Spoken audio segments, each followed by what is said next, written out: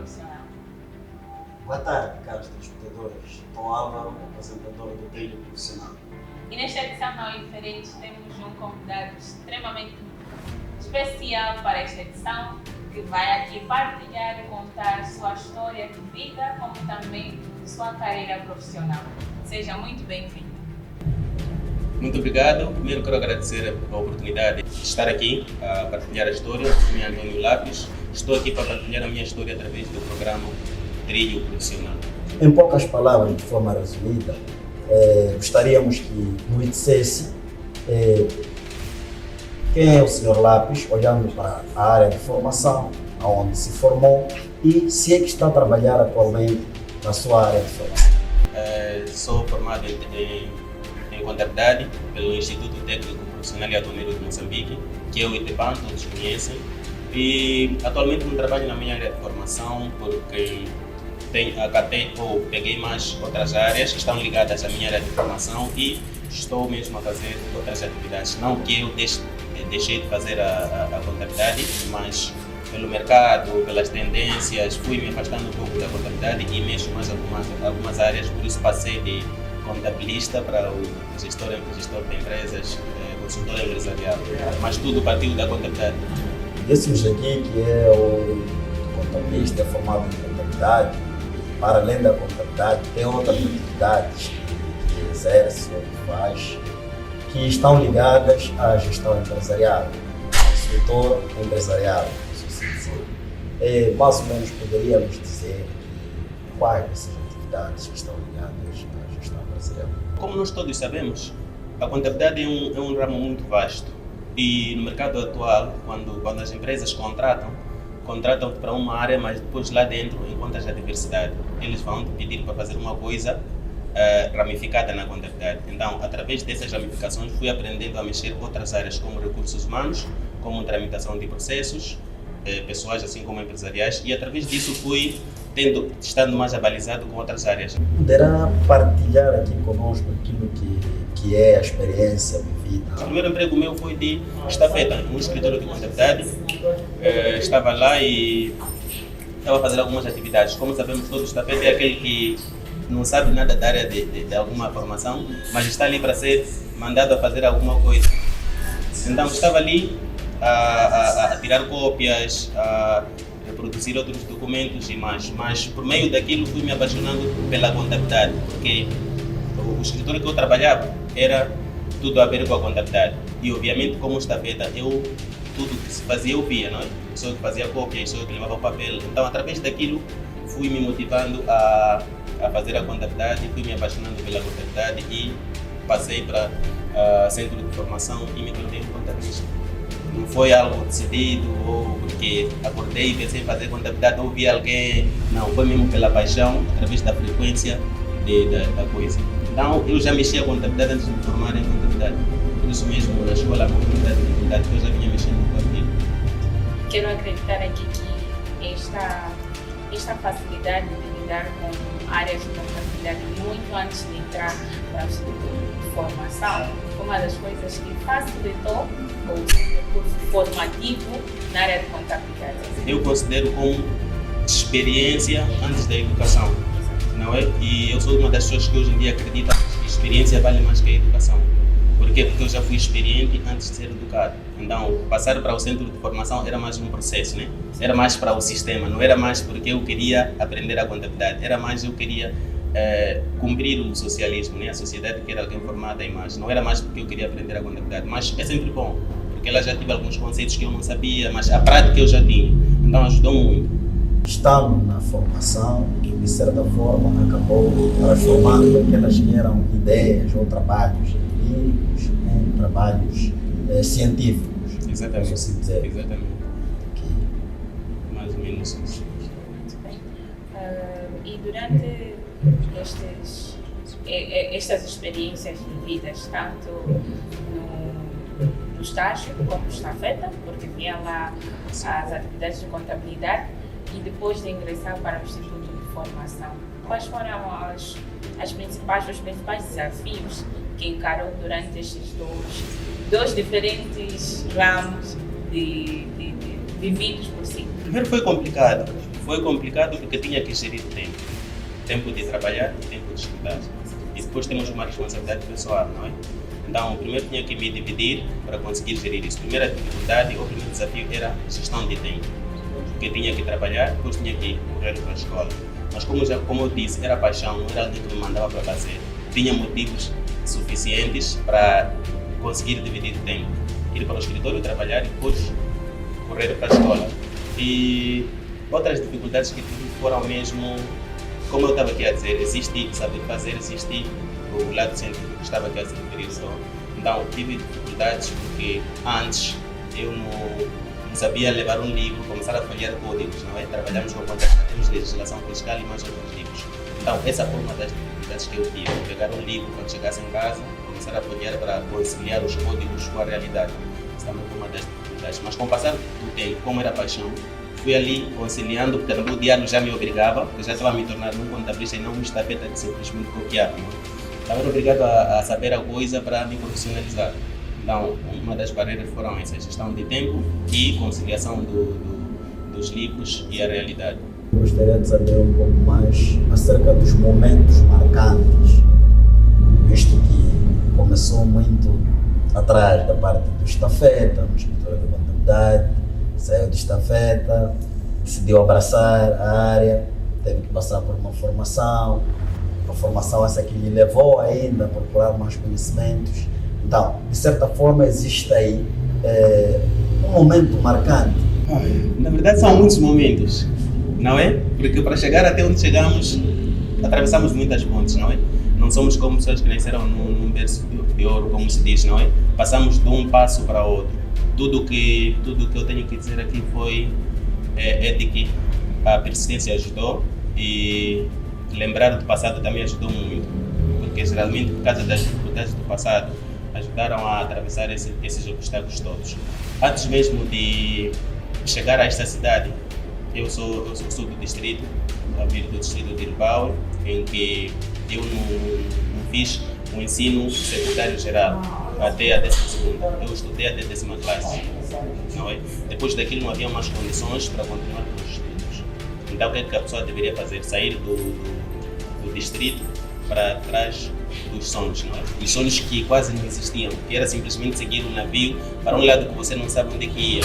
Então fui sair de lá em 2014, pela primeira vez desde que nasci, 97. A primeira vez sair de casa foi mesmo em 2014 para Nacala Porto em busca de oportunidades. Mas o que me fez sair foi um convite de trabalho para empregado doméstico em 2014. Lá descreveram o que eu ia fazer, ia cuidar de umas crianças recém-nascidas, ia cozinhar, lavar roupa para os donos de casa e mais. Então fui para lá e não podia perder a oportunidade porque era a primeira vez que saía de casa, não? Então fui viajar na Cala, fui para lá, trabalhei durante um ano como empregado doméstico, numa casa com os senhores policiais, que são os grandes senhores hoje em dia e converso bem com eles.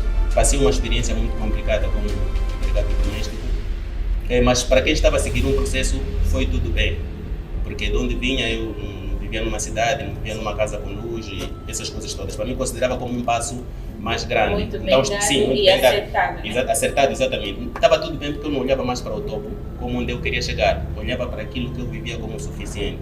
Então estava ali a cuidar de umas crianças recém-nascidas, lavar roupa, cozinhar, limpar a casa e entre outras atividades. Só que através daquilo fui conhecendo mais pessoas e foram me motivando a continuar com aquilo e ter alguns cursinhos básicos, não é?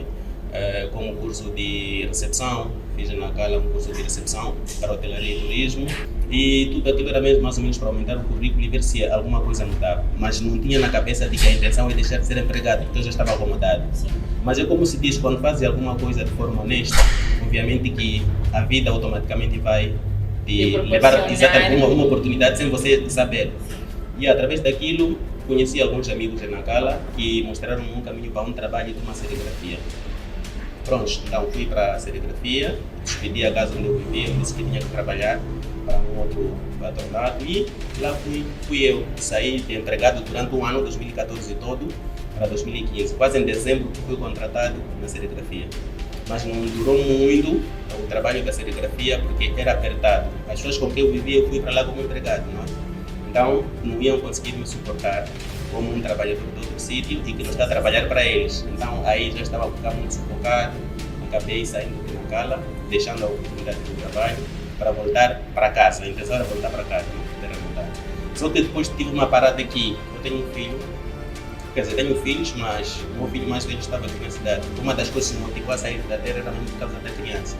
Logo que tive um filho, a cabeça despertou que precisava trabalhar para o sustento da criança, né? Então estava aqui na cidade e eu tinha que ter uma parada aqui. Quando parei aqui, fui encontrar uma pequena oportunidade de trabalhar em um bar.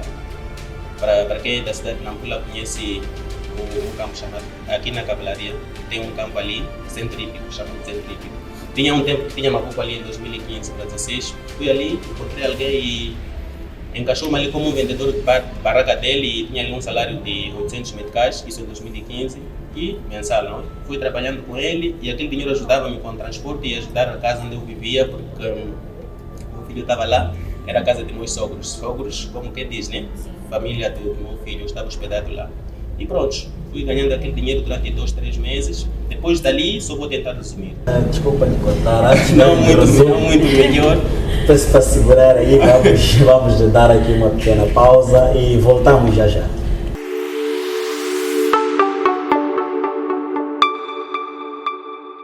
Seja bem-vindo à China Life On.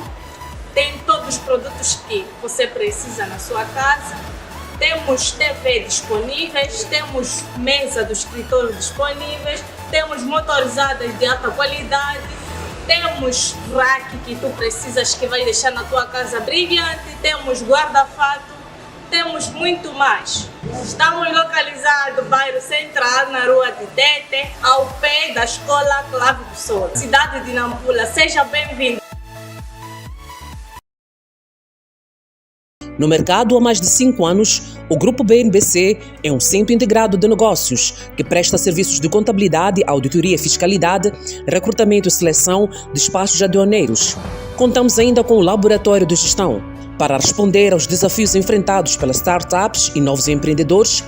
Dispomos de uma incubadora e aceleradora de empresas, tendo já incubado mais de 30 projetos e empresas de jovens empreendedores de Nampula. Com capacidade para 50 pessoas, temos uma sala equipada com tecnologia audiovisual para diferentes eventos corporativos, como palestras, workshops e sessões de networking. Dispomos ainda de escritórios para arrendar, sala de formação com capacidade para 20 pessoas e uma sala de reuniões para 15 pessoas com acesso à internet, segurança e limpeza. Faça bons negócios. Temos o serviço completo para abertura, crescimento e expansão de projetos e empresas. Com sede na cidade de Nampula e sucursal em Nacala Porto. Estamos ao longo da Estrada Nacional número 1, cidade de Nampula, no bairro Moatala. Contacte-nos pelos números 85 844 21, 20 30 40 40, 87 98 22 331. Grupo BNBC, por um Moçambique empreendedor.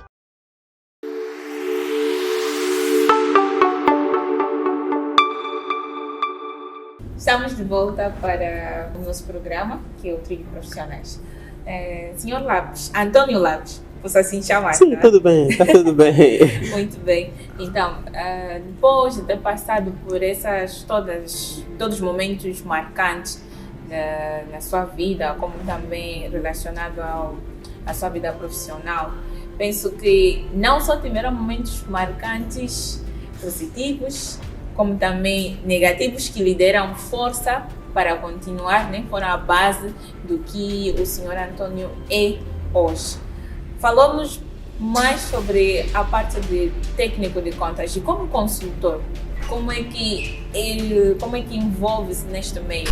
Bom, como consultor empresarial, eu me sinto mais à vontade com isso, porque falar de contabilidade é mais uma área muito profissional e muito centralizada.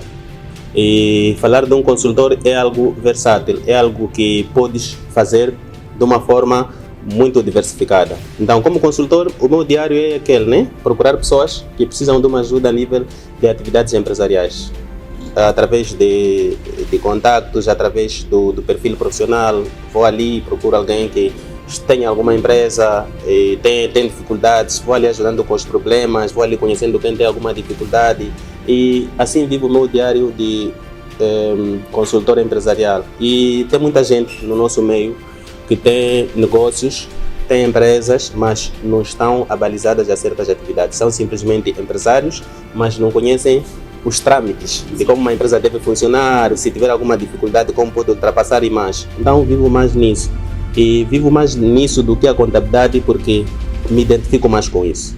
Sou quem mais gosta de correr do que quem gosta de sentar. A contabilidade me obriga mais a sentar e ficar focado ao sistema, ao computador. Isso me obriga mais a conhecer pessoas e ajudar mais quem precisa. Por isso, meu foco mesmo acaba sendo consultor empresarial, porque mexo com muita gente e com muitas empresas que não tem a ver com contabilidade.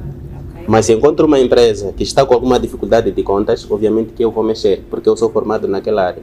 Mas não vou mexer como um contabilista daquela empresa, como um consultor empresarial, mas tem um problema para a área de contabilidade. Exatamente, mais ou menos isso. Muito bem. Acreditamos nós que, sendo um consultor empresarial, já teve alguns momentos ou algumas dificuldades que encarou durante essas atividades ou durante o momento em que foi exercendo a consultoria empresarial. Podia aqui partilhar conosco uma delas e como é que ultrapassou essas dificuldades? Como jovem, todos os dias vamos ter dificuldades, porque geralmente as pessoas que têm empresas muito grandes ou que precisam de um consultor são empresas, sociedades ou de pessoas mais grandes que, para acreditarem na assistência de um jovem com minha idade é meio complicado. Então, um dos desafios muito grandes que nós jovens enfrentamos como consultores empresariais é ser acreditado. Primeiro pela idade, segundo porque poucos te conhecem. Se não vieres de alguém que já é conhecido como da área, dificilmente as pessoas vão te aceitar. Então tive essa dificuldade de penetrar o mercado na área de consultor empresarial por causa como é que se diz? Da interação, não é? Sim, o nível, né? Exigência e como referência, exatamente. Então essa foi uma das maiores dificuldades que enfrentei. A segunda dificuldade foi depois que encontras uma empresa que precisa de um consultor, há sempre alguns requisitos. Esse também foi um dos desafios que tive. Uma das coisas que me fez até chegar a constituir uma empresa própria foram esses requisitos, porque eu encontrei algumas empresas que me criaram barreira porque não queriam um singular para fazer a consultoria, queriam uma empresa para fazer a consultoria. Isso foi uma das coisas que motivou-me a abrir a minha empresa de consultoria para a área de empresas, porque as pessoas precisavam de faturas, precisavam de mais alguns requisitos que uma empresa exige, não é? Então fui abrindo uma empresa para sustentar a minha área de consultor de empresas. Mas depois que constituí a empresa, depois que fui sendo referência, tendo pessoas que sempre apoiam todos os dias, a coisa começou a seguir um rumo saudável. Não que esteja lá no auge, mas pelo menos as dificuldades foram minimizando com o passar dos tempos. É um processo, mas foi mais ou menos isso que criou um impasse em algum momento. Falta de referência, alguém que indicasse, não é? Porque não nos conhecem, somos pequenos e tal, a nível de idade e o caminho, e porque não temos um negócio solidificado que as pessoas acreditem que, ok, é um consultor, dono de uma empresa fulana, então as pessoas veem o nome da empresa, não é? Mas na pessoa de lápis. É assim como funciona. Então, um dos grandes desafios que os jovens consultores empresariais hoje enfrentam é mesmo a questão de ter credibilidade no mercado em função daquilo que é a sua idade. Exatamente. A sua atividade, se é formal, se é informal, não é? Nós consideramos uma atividade formal se a pessoa já tem um negócio, né, por detrás da sua profissão. Então, você é um consultor, vamos supor que você é formado em contas. Vai encontrar uma empresa grande que precisa de uma empresa que faz contabilidade. Não vão contratar um lápis como contabilidade, como uma fábrica de cerveja, se quiser um consultor de contas. Vão contratar a PNPC, não é? Como uma empresa gestora daquilo. E aí vão mandar um técnico, mas tudo o que acontecer a nível de documentação envolve a empresa. Então essa é uma das maiores dificuldades para ser um consultor. E isso também nós queremos fazer um pequeno lembrete para as pessoas que estão nessa área, mas também podem, porventura, passar por essa dificuldade. Então era só para chamar a atenção, para procurarmos saber como é que podemos ultrapassar, saber quais são os requisitos que essas empresas pedem para os pequenos empreendedores, pequenos empresários na área de consultoria. Então, para não chegar o momento de estar ali e ter esse travão, posso assim dizer, então é necessário desde já começar a pesquisar como suportar e ultrapassar essas dificuldades. Mas também, por um lado, as empresas, as grandes empresas, podemos assim dizer, devem passar a acreditar em alguns trabalhos que os jovens fazem hoje em dia, devem passar a acreditar, não só olhar pela idade, mas sim dar mérito daquilo que eles fazem, para poder também motivar, de certa forma, algumas atividades que são realizadas por jovens. Mas não só, eu penso que em algum momento eu já dei razão às empresas, em algum momento, mas depois é aquilo que se diz, tudo o que acontece tem sempre metade de razão e metade de culpa. Nós jovens temos um pouco de culpa em tudo o que nós passamos. Eu sou do tipo que acredita que tudo o que nós passamos de ruim somos responsáveis. Eu sou quem pauta pela responsabilização autônoma. Eu não culpo muitas pessoas pelas coisas que nos acontecem. Então, sou do tipo que acredita que os jovens precisam mais pautar pelo profissionalismo.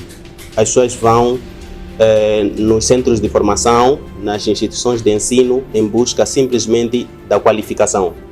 É um gestor empresarial, é um técnico de contas, porque já passou pela contabilidade. Esquecem um requisito importante, que é profissionalismo. Então, eu penso que, como eu estava aqui a referenciar, que eu aprendi a contabilidade antes de me formar. Eu acho que o que ajudou-me, uma das coisas que ajudou-me muito nesse trilho foi porque eu já sabia de contas antes da escola. Então, os jovens precisam mais buscar o conhecimento do que a documentação ou aquilo que é como é que se diz? A carreira, né? É um contabilista porque já formou-se em contabilidade. Eu acho que é muito desnecessário. E as empresas já acabam sabendo isso através de próprios erros que os técnicos colocam. Eu vou contar-vos aqui uma história que eu vivi recentemente. Não tem a ver com contabilidade, tem a ver com a agricultura. Eu trabalho com algumas empresas agrícolas, a nível de consultoria mesmo. Um mestre na área agrícola cometeu erros graves em um processo de pulverização de um campo de 12 mil hectares na Zambésia. O que aconteceu? Ele foi contratado por uma empresa pelas qualificações a nível da papelada, não é? As pessoas viram o currículo, viram tudo, né? A educação é um mestre, obviamente que vão acreditar. Estava ali também uma pessoa muito prática na área. Então, esses dois estavam aqui a discutirem como a coisa deveria ser. Mas a pessoa com experiência lhe disse, essa solução, essa mistura que estás a fazer, pode causar isto e aquilo. Simplesmente pautou na ignorância, não é? Porque ele é um mestre, está formado e tudo mais. Fez o trabalho que tinha que fazer, obviamente que a pessoa com experiência não podia falar muito, não estava documentada nem nada. Fez aquilo.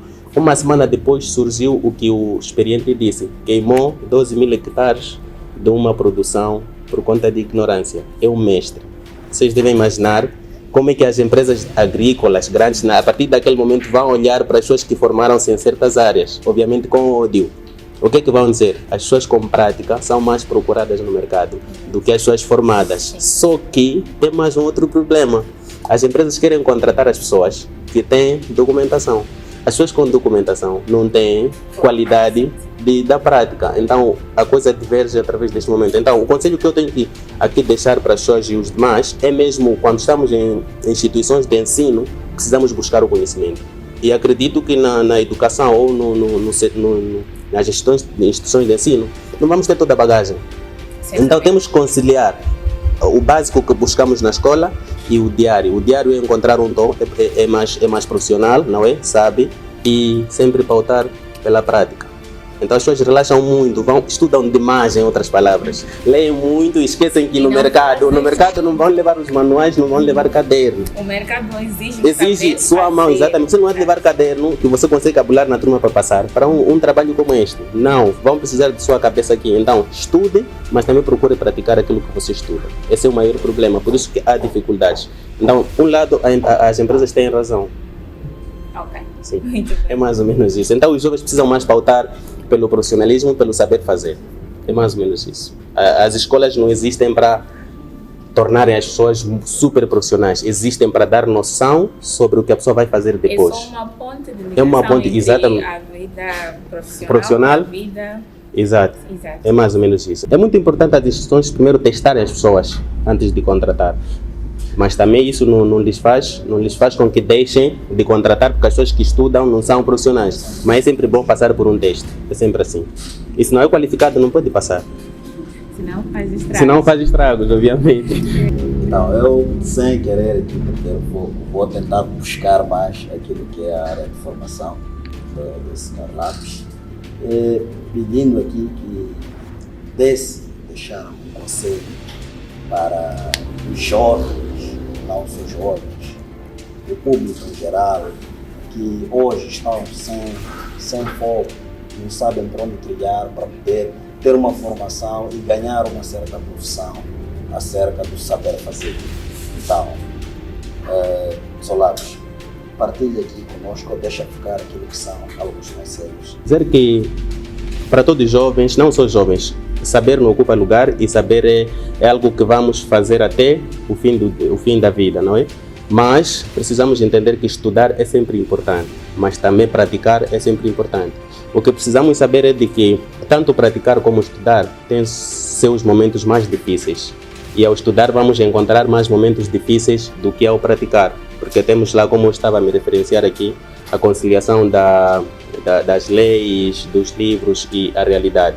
Então, o conselho que tenho que dar mesmo é as pessoas irem buscar o ensino como um meio para encontrar uma solução. As pessoas não precisam se limitar hoje em dia, em outras palavras. Não precisam se limitar em dizer, eu não estou em condições de me formar em contabilidade, porque sei lá, a contabilidade é complicada, a contabilidade é aquilo, só pelo que ouvem dizer. A contabilidade é como qualquer curso. Se vais te formar em contabilidade ou em outro curso, vais ter mesmo as dificuldades. A diferença são áreas de atuação. Então, pega e ame o que faz.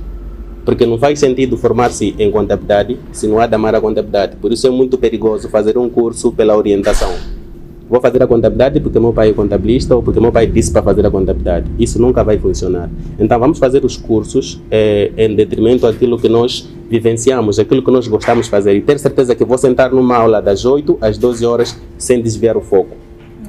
Sim, então uma das coisas que é mais complicado nos jovens é desvio do foco. Estamos a estudar porque fomos mandados e não é aquilo que realmente nós queríamos. Só queremos agradar os nossos encarregados. Exatamente, ou amigos, exatamente. As pessoas que fazem, estamos a acompanhar uma amiga, é apaixonada pela contabilidade, então como é minha amiga, vou aproveitar e fazer também. É pela cópia. Não precisamos ver pela cópia quando se tratar de algo profissional, porque é isso que vai levar as nossas vidas para um outro patamar.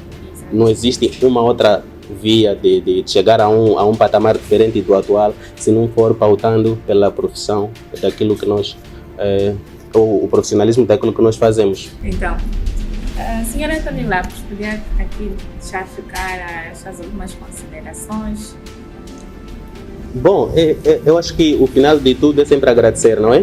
Por terem gasto o vosso tempo a escutar. Espero que tenha ajudado em alguma parte, porque nem tudo o que eu disse se calhar é importante para todos e também nem tudo é menos importante. E agradecer ao trilho profissional pelo convite para partilhar essas opiniões, essa estrada que trilhei até aqui, e dizer que o fato de trilhar uma estrada não significa o fim. Ainda vou continuar a investir nisto, porque afinal ainda estou em vida.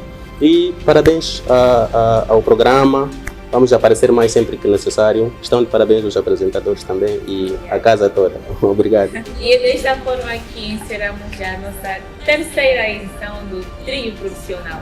Este programa que hoje contou com um convidado muito especial que esteve aqui a partilhar aquilo que foi o trilho profissional de sua carreira profissional. Muito obrigada. Até mais.